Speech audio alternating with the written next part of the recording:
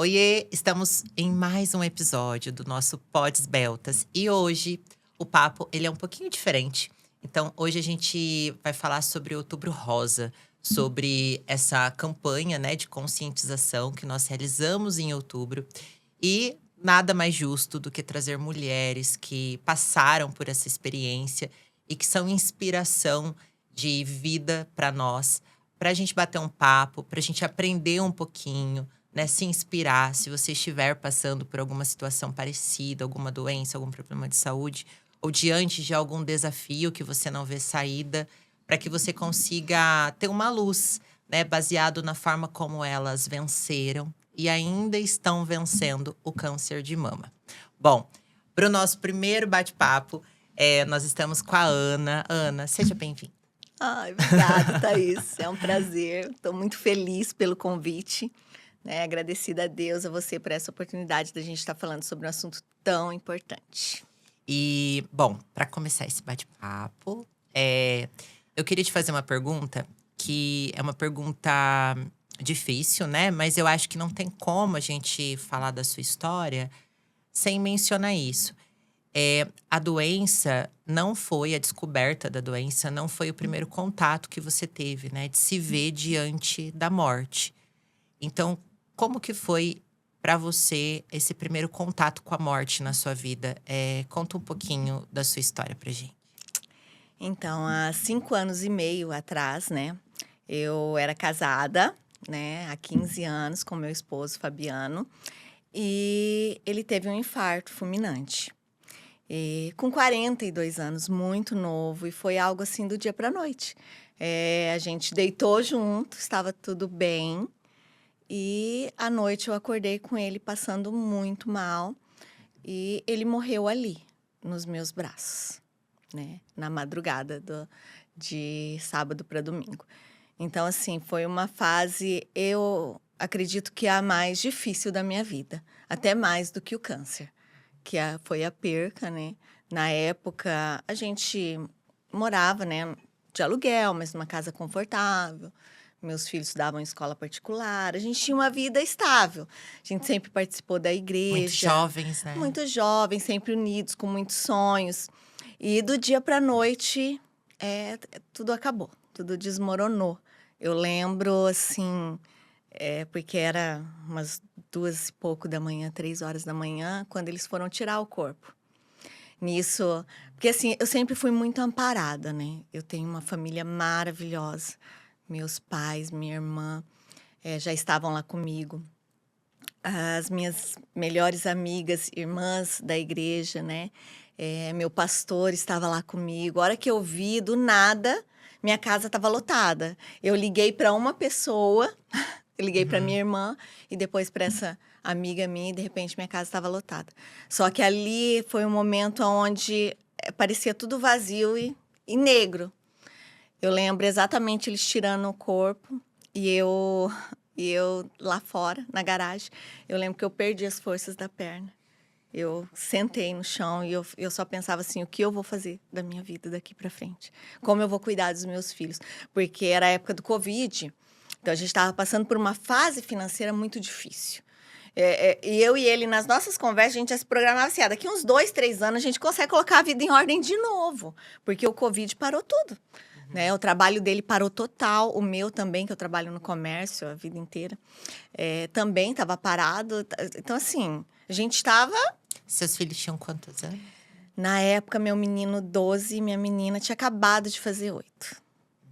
Foi 20 dias após ela fazer 8 anos, meu marido faleceu. E você conseguiu viver o luto após aquele momento?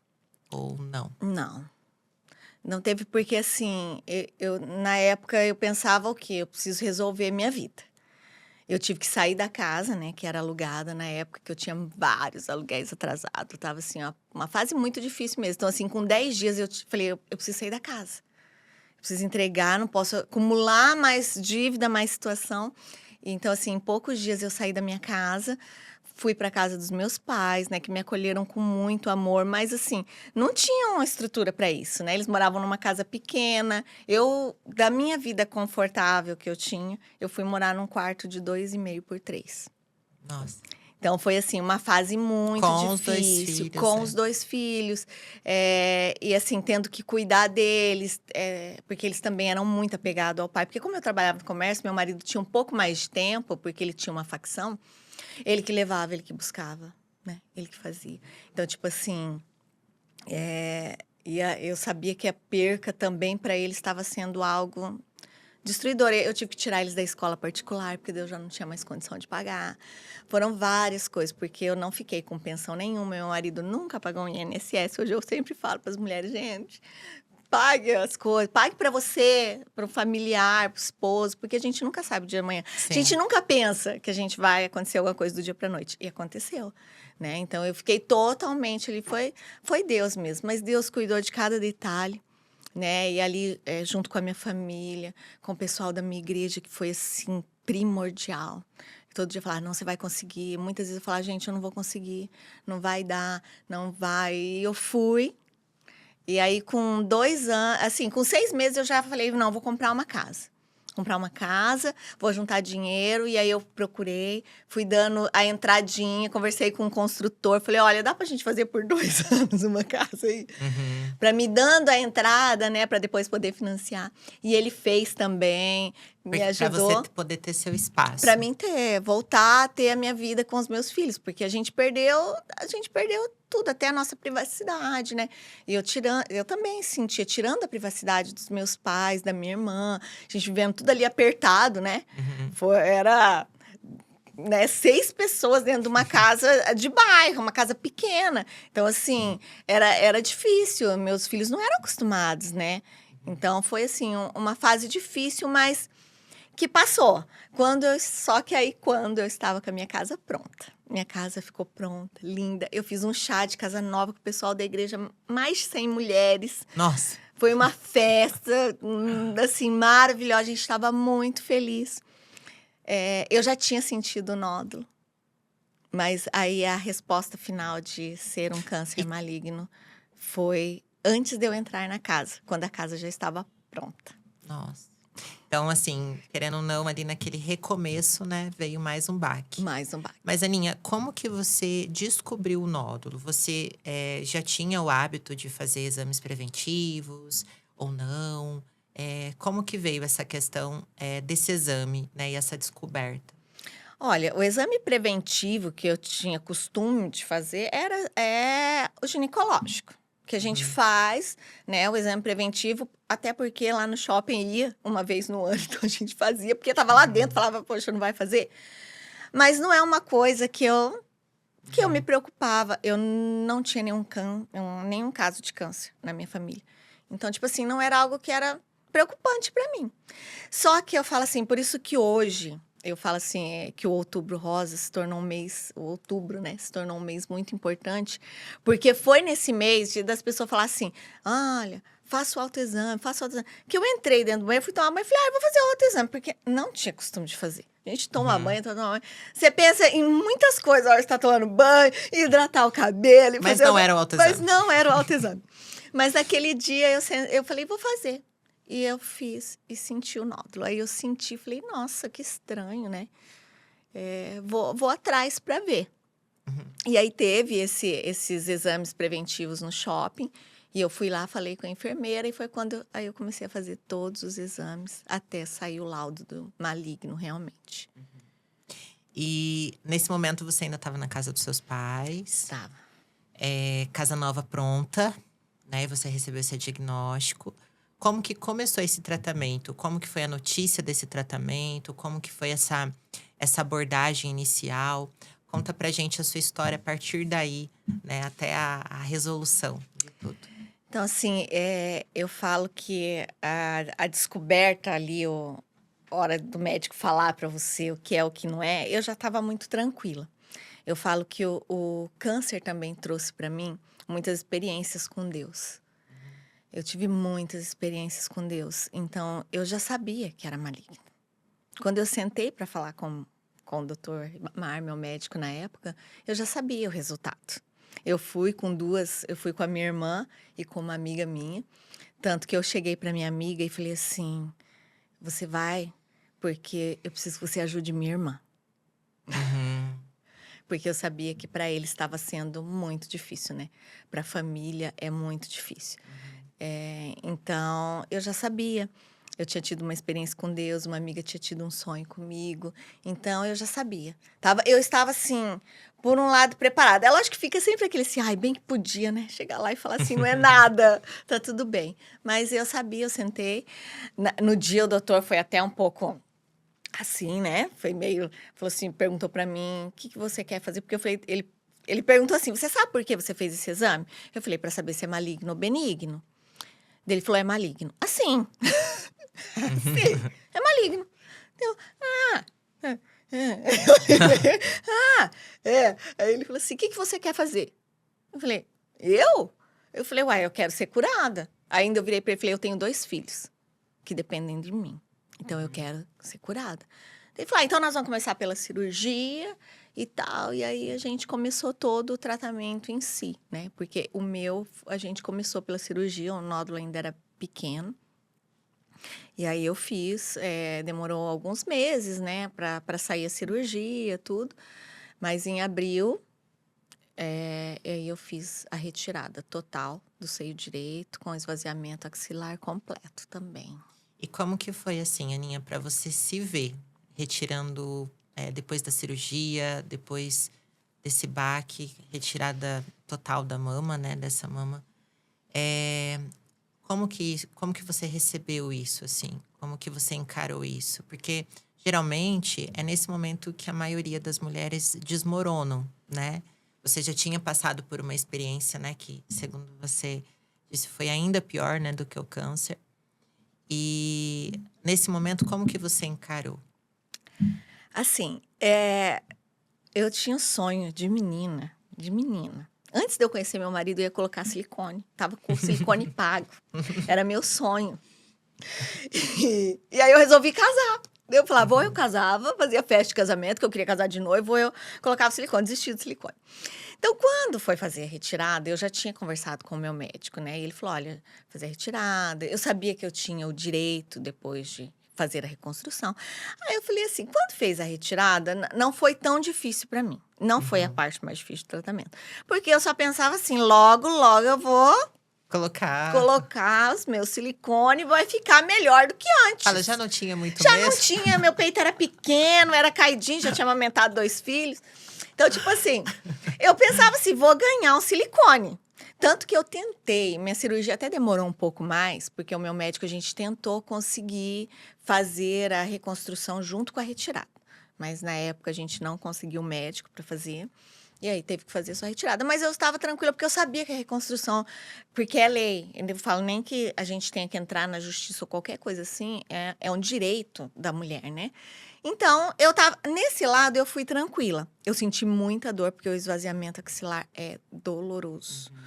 Né? Foram meses sem conseguir mexer o braço. Eu voltei a trabalhar e aí as meninas ainda falavam assim, Ana Paula, solta o braço, porque eu ficava o tempo todo ali com o braço aqui travado, segurando. Mas, assim, foi mais tranquilo para minha cirurgia do que as quimioterapia. Quimioterapia, para mim, foi muito difícil. O baque foi maior. Você fez a cirurgia, aí você não pôde mudar para sua casa, né? Porque sim, eu tinha que não recuperar. pode se mexer, enfim. Você ficou quanto tempo até conseguir realizar o sonho da casa ali, esperando? Foi quase 60 dias. Acho que nem isso, assim, eu não sei a data exata. Eu fiz a cirurgia, acho que no comecinho de abril da retirada. No Dia das Mães, eu mudei para minha casa. Não que eu podia. Mas eu falei, por favor, eu quero ir para minha casa, eu quero ter o meu espaço. Aí a minha mãe me ajudava, minha irmã, né, minhas amigas, ia lá, limpava a casa para mim, porque eu não podia. Mas eu fui para minha casa. Aí eu fui realizar o sonho. Eu falei, eu preciso também dar um espaço para os meus filhos. Eles já estavam passando por toda aquela turbulência, né? Então eu queria dar esse espaço para mim e para eles. E aí eu mudei. Aí eu esperei mais os 40 dias, né? Porque eu já tinha esperado, minha casa ficou pronta em fevereiro. Nossa. Aí, né? Pronta, de móveis pronto, tudo. Tudo pronto, tudo. E aí a gente mudou em maio. Foi quando eu comecei as quimioterapia. E por que você fala que a quimio foi mais difícil, Aninha? Olha, com 90% das mulheres que você conversa, né? Eu acompanho hoje muitas mulheres que estão passando pelo processo. A perca do cabelo é muito difícil. Meu cabelo era longo na cintura, loiro. Eu cuidava daquele cabelo, né? Amava meu cabelo. Então, assim, é muito difícil, porque você não perde só o cabelo. Você perde a sua identidade. Eu olhava, eu sabia que aquela ali não era a Ana Paula. Então, a parte do cabelo é a mais difícil. Quando eu fui raspar a cabeça, eu fiz um vídeo, quis fazer um vídeo mais divertido. Chamei meus filhos, minhas amigas, minha mãe, minha irmã, porque eu tinha muito medo do sentimento que eu ia causar nos meus filhos. Porque a mãe sempre vaidosa, eu sempre gostei de me arrumar, tudo. De repente, ver a mãe ali careca. Não é uma visão legal. Não adianta a gente falar assim, ai, não. Não é. Pra mim, não era. Pra mim, não era.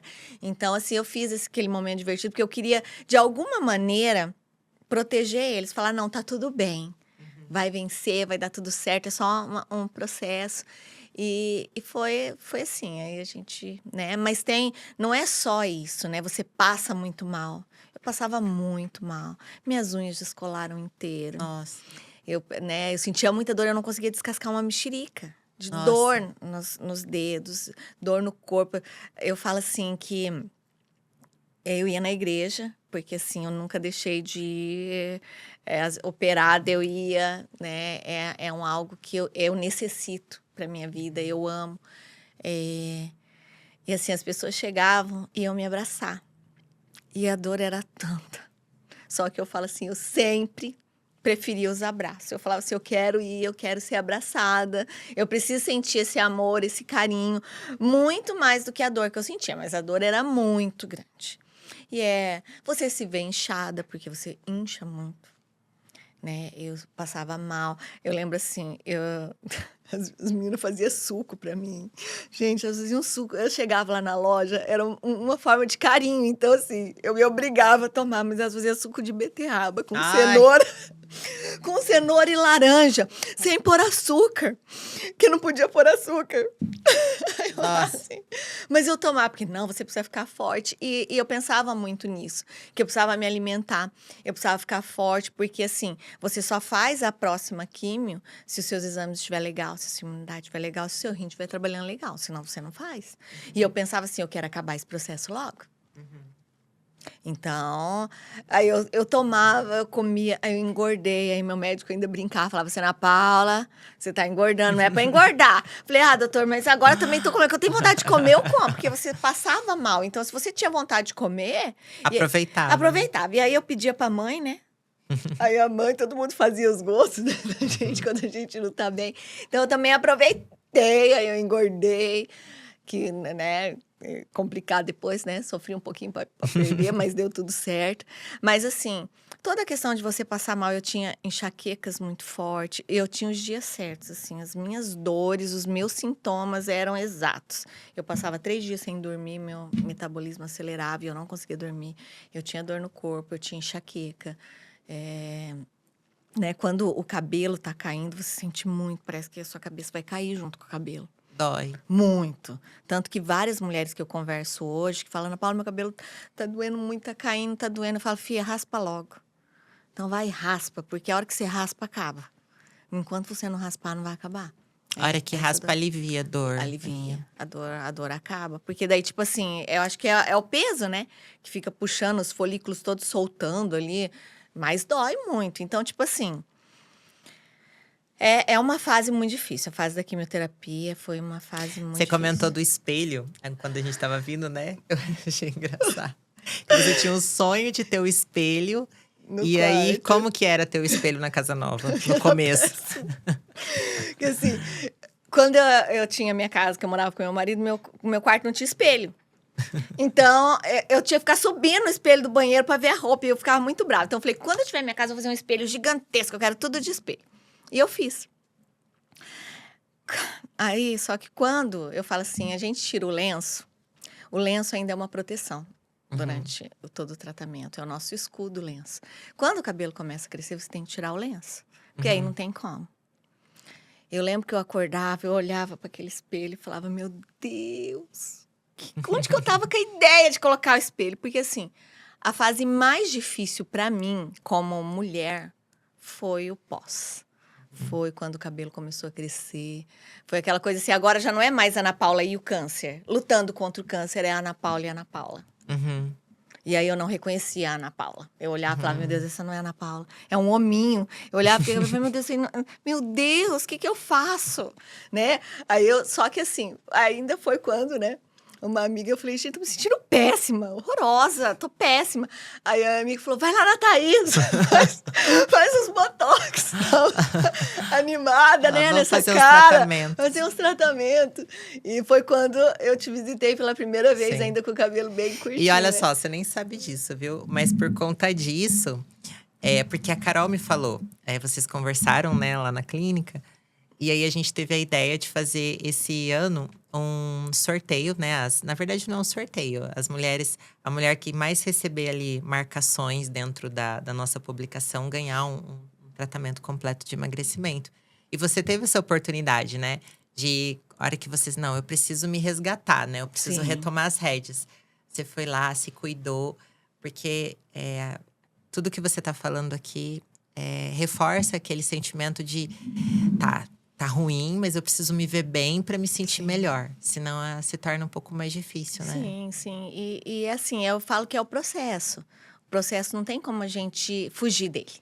Então, a gente precisa encarar ele de uma maneira assim. Eu sempre tentei encarar o processo de uma maneira leve, para fazer isso, assim, para minha família também, né? Muitas vezes eu peguei minha mãe chorando. Muitas vezes minha mãe olhava para mim e chorava. Então, tipo assim, meu pai não conseguia falar sobre o assunto. Então, assim, era muito difícil. Então, eu falava, Deus, eu preciso. E quando eu fui cuidar de mim, isso aconteceu. Porque eu falei, eu quero resgatar a Ana Paula. Tanto que hoje eu falo, né, para a maioria das mulheres, eu falo, gente, eu me sinto hoje na melhor fase da minha vida. Eu me sinto bonita hoje, eu me sinto completa. Né?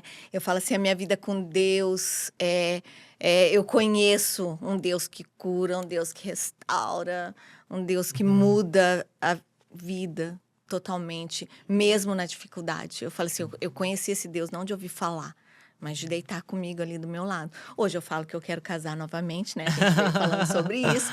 Porque foi muito difícil também o processo de você deitar. E muitas vezes eu queria tomar uma água e eu tinha tanta dor. Eu queria que alguém fosse trazer uma água para mim.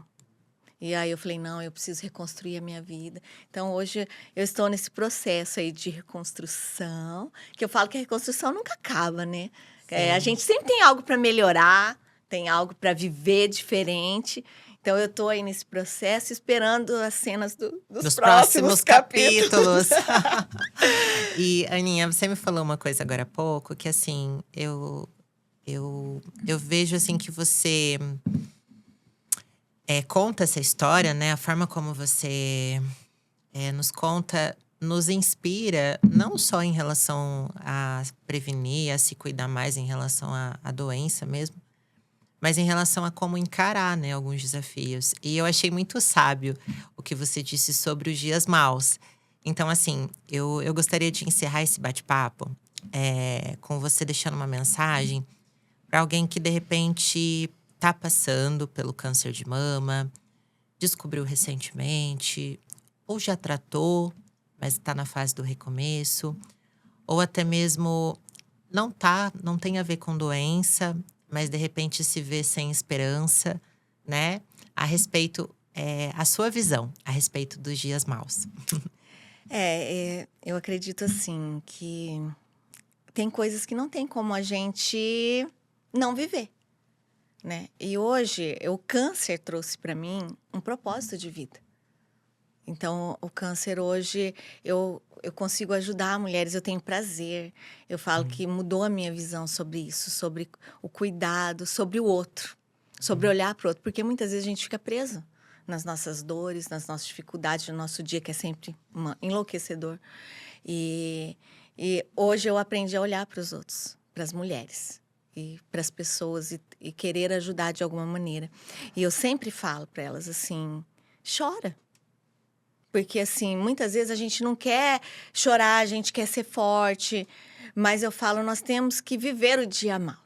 Eu sempre falo, porque é a palavra de Deus que diz que nós teremos o dia mau, mas que nós não temos que fazer morada nele, né? Então, nós temos sim que viver a nossa dor, chorar, se entristecer, mas confiante, falar, não, amanhã vai ser diferente. Eu vou levantar diferente e se posicionar muitas vezes para isso, né? A gente precisa posicionar. Vai ser diferente, eu vou viver diferente, vai dar certo.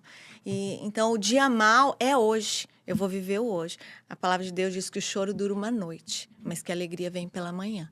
Então é isso, a gente tem que buscar essa alegria que vem de Deus, que vem das pessoas que a gente ama, fazendo as coisas que a gente gosta, se cuidando, se amando, amando as pessoas, olhando para as pessoas com mais amor. E é esse o caminho. Ana, obrigada, viu? Obrigada por ter Obrigada a você. vindo. A gente tem uma lembrancinha aqui pra Ai, você. que lindo! Ainda- Adoro! A gente tá buscando lembrancinha. Adoro lembrancinha!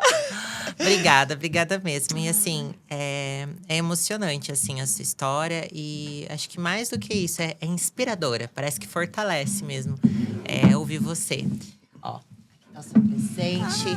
Muito obrigada. E Obrigada ó, a você. hoje você cumpriu a sua missão, viu? Porque eu sou uma mulher que fui impactada pelo seu testemunho. Ai, obrigada, obrigada. Fico muito feliz. Deus abençoe. Amém, Muito. amém.